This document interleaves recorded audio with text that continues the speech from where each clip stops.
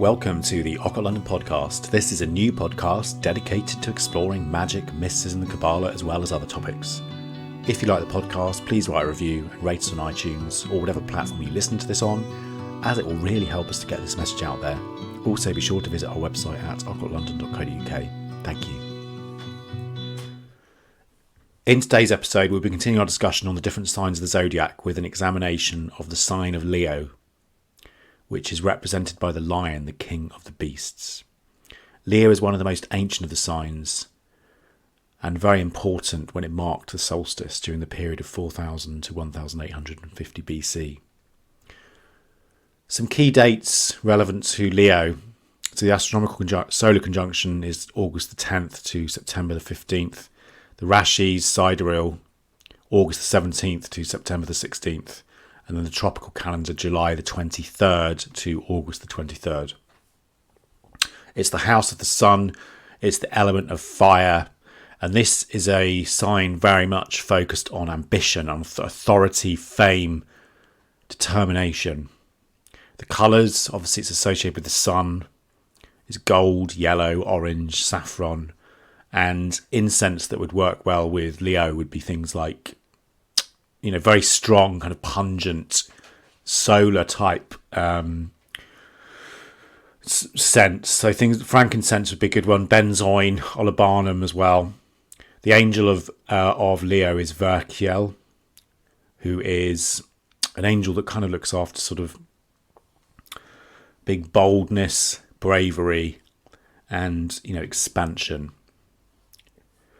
Leo is a constellation of stars, and it lies between Cancer and Virgo in the Zodiac.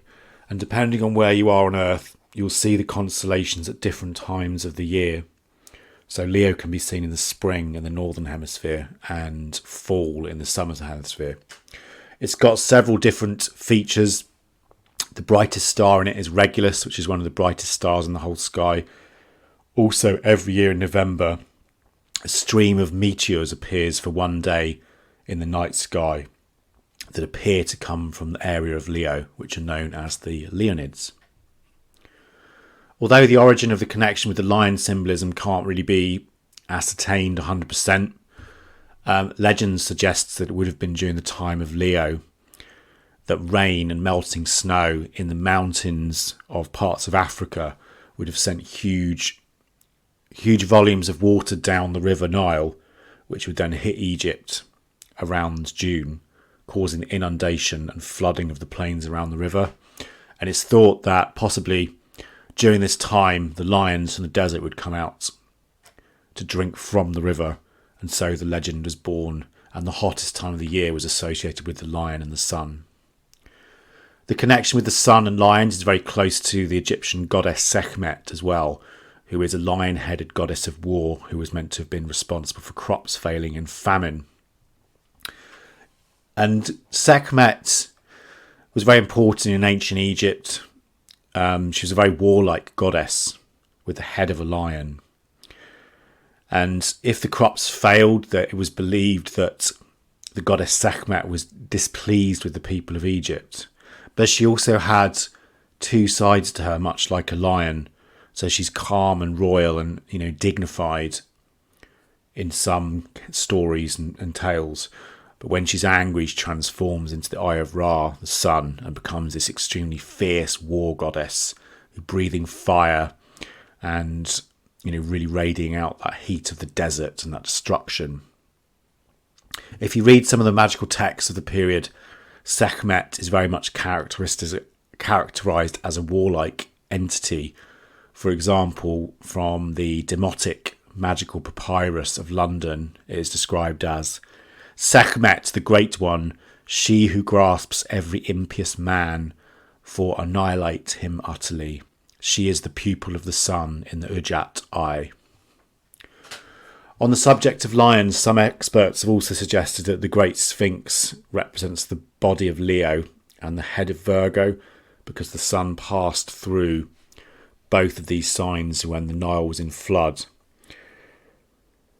However, I'm not too sure about that, to be fair. because, the imagery of the lion is very popular in lots of different cultures. So, for example, in Anatolian mythology, we've got the imagery of Sibyl riding a chariot drawn by lions. Also, Ishtar in Babylonia is connected with lions and is often depicted as riding on a lion with an 8-pointed star above her head. And it may be that it's in Babylonia that the origins of the lion skin belt in the Solomonic tradition come from. There's a really beautiful Akkadian hymn to Ishtar that mentions the lion as well. And I quote, "The light of heaven who blazeth like the fire art thou, O goddess Ishtar, when thou fixedst thy dwelling place in the earth. Thou who art strong as the earth, thee the path of justice approaches thee. When thou enterest into the house of man, O hyena, a springs to the lamb art thou, a lion who stalks in the midst art thou." So traditionally the stories and myths around Leo, like much of the sort of star mythology, are connected to the story of Hercules and the Nemean lion.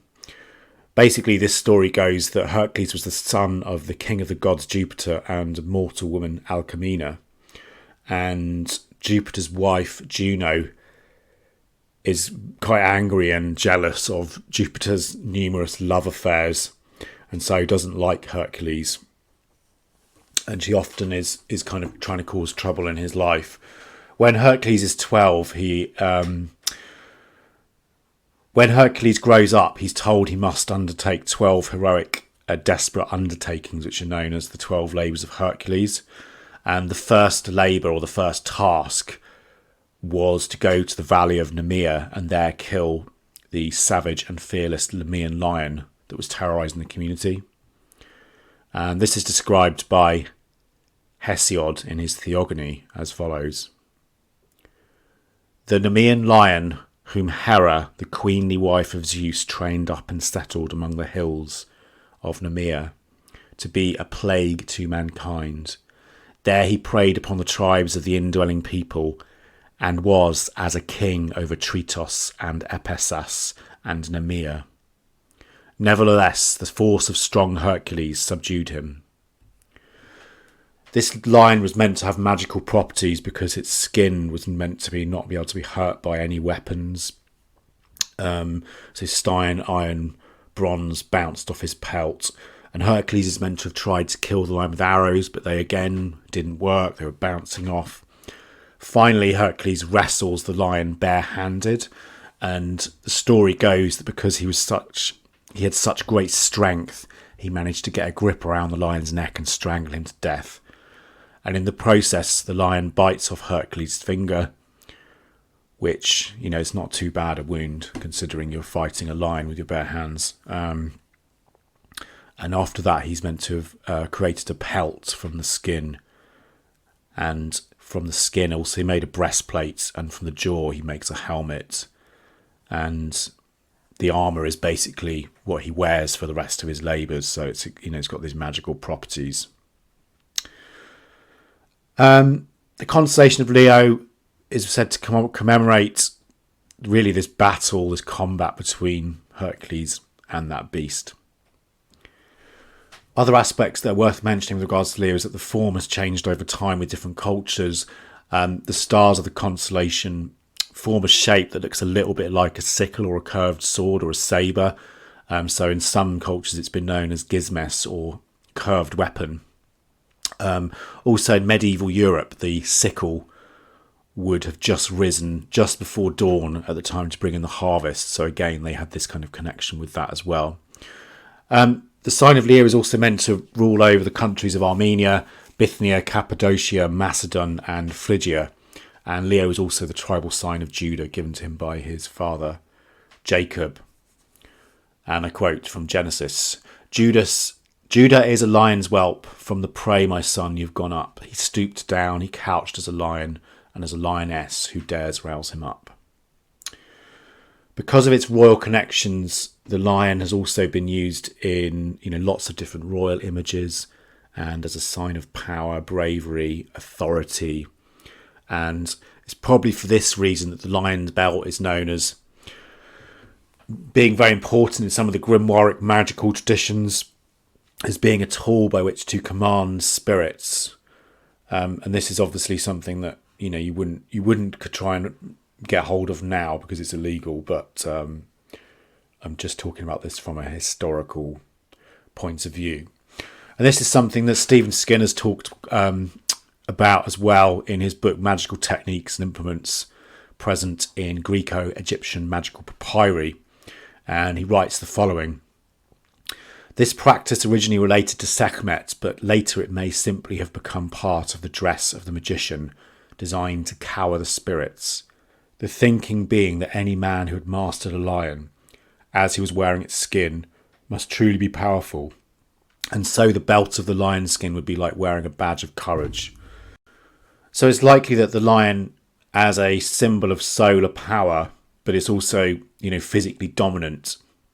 So from that point of view, you can see that, from a magical perspective, it would be quite powerful from that in terms of dominant over the world, but also this kind of solar power, which kind of a rulership over the spirits of the earth and the unseen. Before we finish, I wanted to briefly talk a bit about some of the magical aspects. As we've seen, the energy and power of Leo is about the lion, it's about the sun gods. Amun-Ra, Horus, Sekhmet. It's a fiery sign.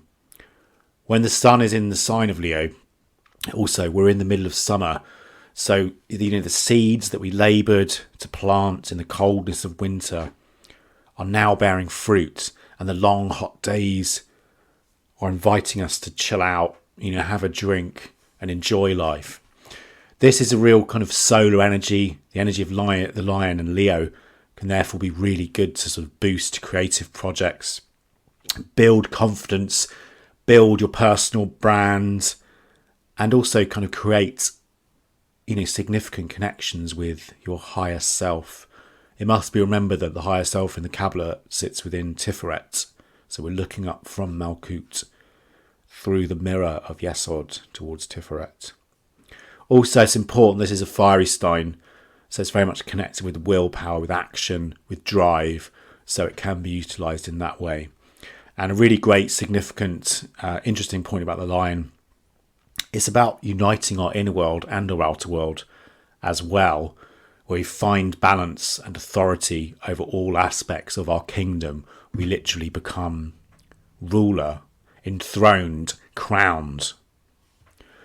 As the great Tibetan yogi Milarepa wrote, "When you run after your thoughts, you are like a dog chasing a stick. Every time a stick is thrown, you run after it. Instead, be like a lion who, rather than chasing after the stick, turns to face the thrower. One only throws a stick at a lion once." Thanks very much for joining us this week on the Occult London Podcast. Hope you've enjoyed it. Please check out our website at occultlondon.co.uk. Thanks and good night.